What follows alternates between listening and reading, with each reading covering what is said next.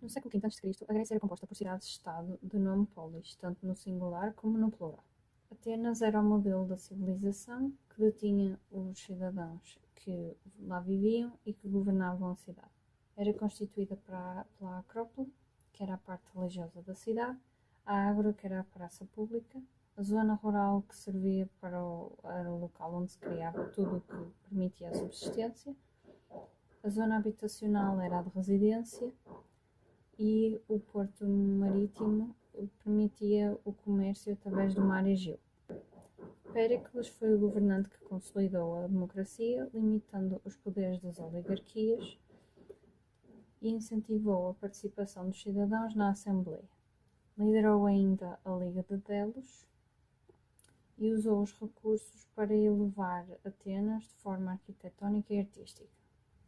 A Ágora servia para inúmeros objetivos, nomeadamente comércio, discussão de ideias, deliberações de eclésia, era onde ficavam tribunais e também edifícios administrativos, templos, bibliotecas e escolas.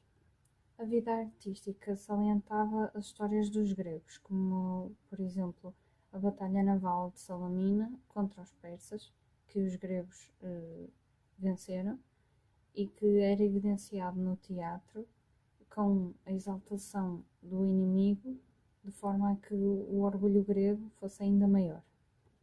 A mitologia estava presente nos vários tipos de arte, portanto, na cerâmica, na pintura, na escultura, na arquitetura e ainda no teatro, sendo que os esportes também eram feitos em honra dos deuses.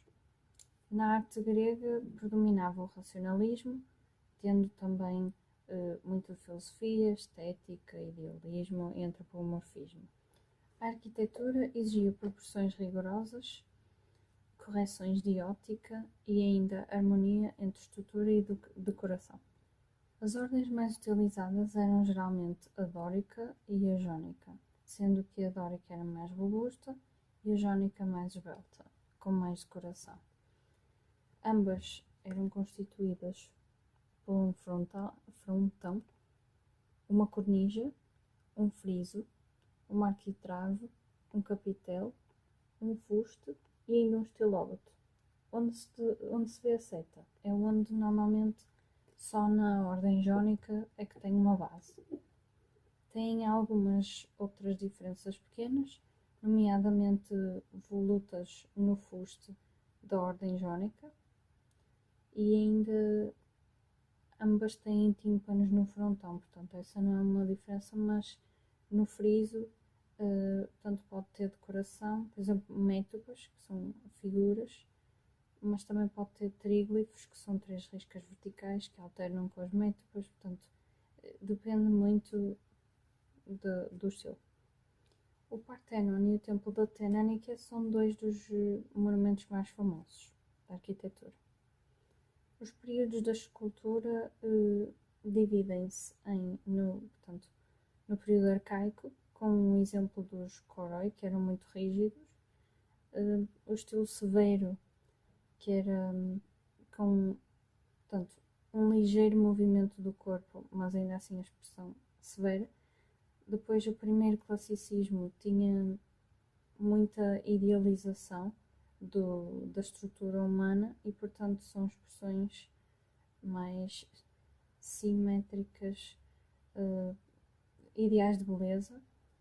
Depois o segundo classicismo detinha alguma expressividade, mas ainda assim não tanta como a fase helenística que veio no fim, com expressões, portanto, dramáticas, até que iam ao cerne das emoções humanas mais profundas. A pintura detinha um enorme poder mitológico e alegórico, tal como outras figuras. Era geralmente, quando em forma de mural, acabava em casas, templos e túmulos. E também na cerâmica, que se dividiu em períodos também. Portanto, o primeiro com estilos geométricos, o segundo era o período arcaico, que teve, portanto, exemplos orientais, mas também, sim, influências orientais, mas também o estilo de figuras negras. e só então veio o estilo das figuras vermelhas no classicismo.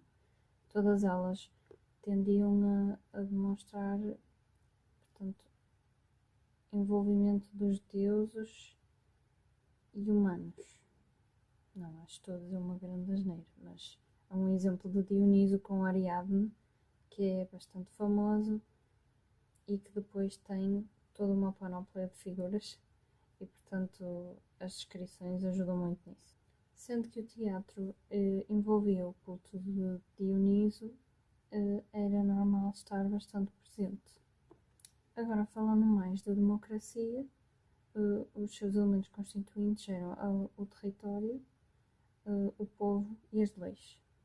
Para Aristóteles, a cidade perfeita incluía autossuficiência financeira e económica, ordem interna e defesa contra inimigos externos e ainda formas de culto próprias. Com o aumento dos cidadãos comuns, a igualdade entre todos distinguia-se na lei, no uso da palavra e no acesso a cargos públicos. O poder legislativo pertencia à Assembleia e à Boleia, sendo que a Assembleia era o conjunto de todos os cidadãos, que era a Eclésia, e a Boleia eram apenas alguns cidadãos escolhidos, portanto, sorteados ao longo das várias tribos.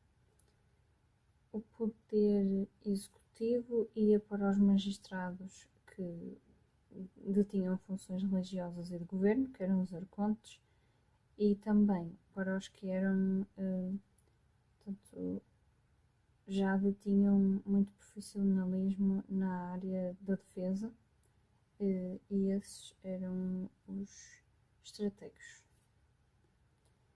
O poder judicial dividia-se no Tribunal Superior, portanto o Areópago, e o Popular, que era o Elieu. No Elieu analisavam-se os delitos comuns e no Areópago os casos mais sérios.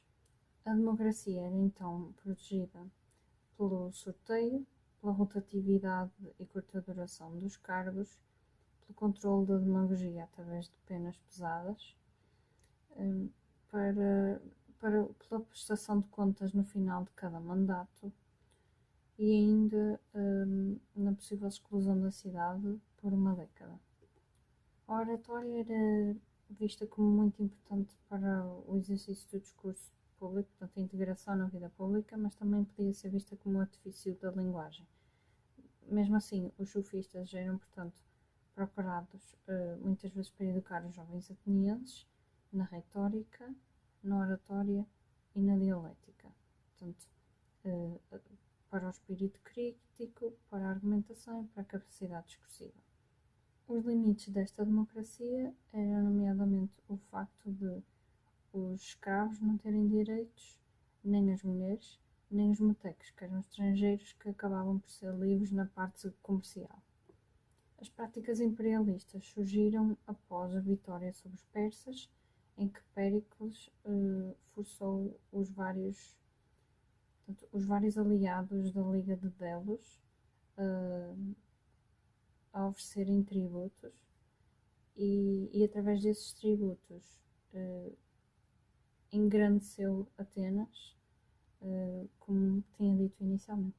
Além disso, usou esse tesouro para pagar o ócio dos cidadãos. Desta forma, a democracia ateniense adveio do princípio da negação do princípio da fraternidade, o que levou à Idade do Ouro.